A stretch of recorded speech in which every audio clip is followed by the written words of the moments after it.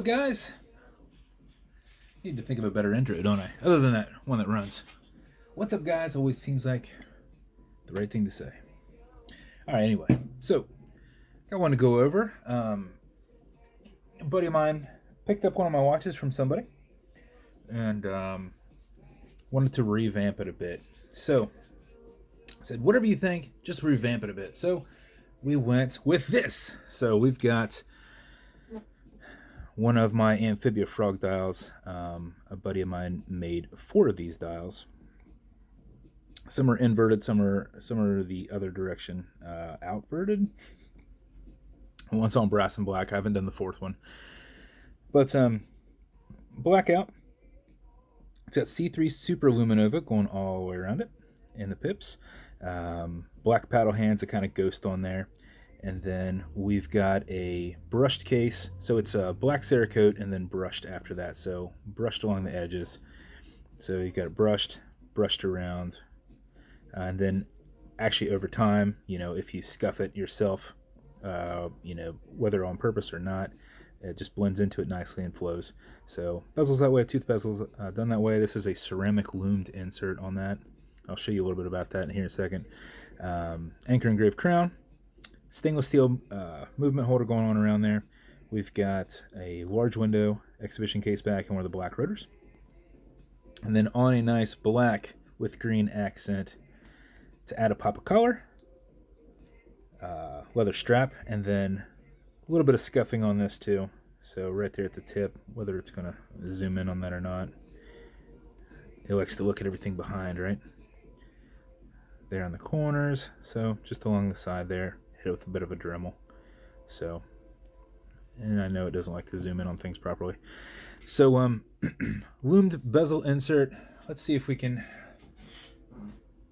pull the shades down. That will reduce some of the light, right?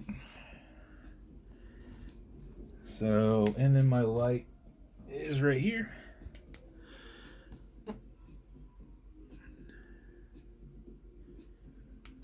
So now you can see that ceramic lumed insert. And the hands back there. And then to go with that, matching beads.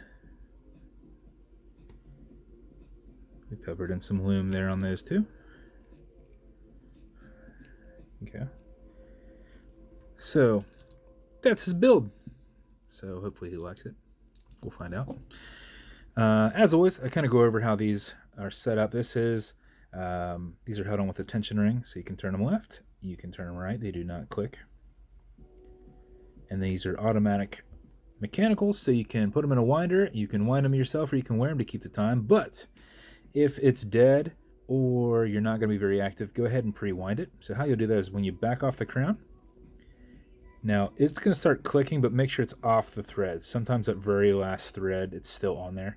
So make sure you felt that it comes off. You can see a little bit of play. You can move it around a little bit. You're not pulling it out yet, but you can wind it, okay? Winding it that direction is actually what winds it. You're going to kind of pull slightly out on it. With these crown guards, it's going to kind of, you're going to want to pull it. You're not going to want to pull hard enough to pull it to the setting time, but just fit your hand against it, kind of be pulling a little bit where you can wind. Now, if you go back and forth, it's a lot easier than just winding in one direction. Now, you can wind it one direction if you want. You'll see you're just going to wind it like this. You're going to have to kind of pull against it. You can just kind of go like this. That doesn't hurt. If you do it for about 4 seconds before you put it on, you're going to be active enough to keep it running.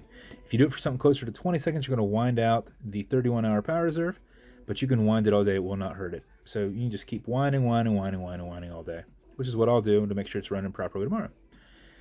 So just keep doing it. You just want to max it out. You'll never know when you max it out other than if you sit there and figure it out yourself. Like if I do it aggressively for 15 seconds, there's no more juice in it than if I did it for 45 seconds. So I don't know. I say about 20.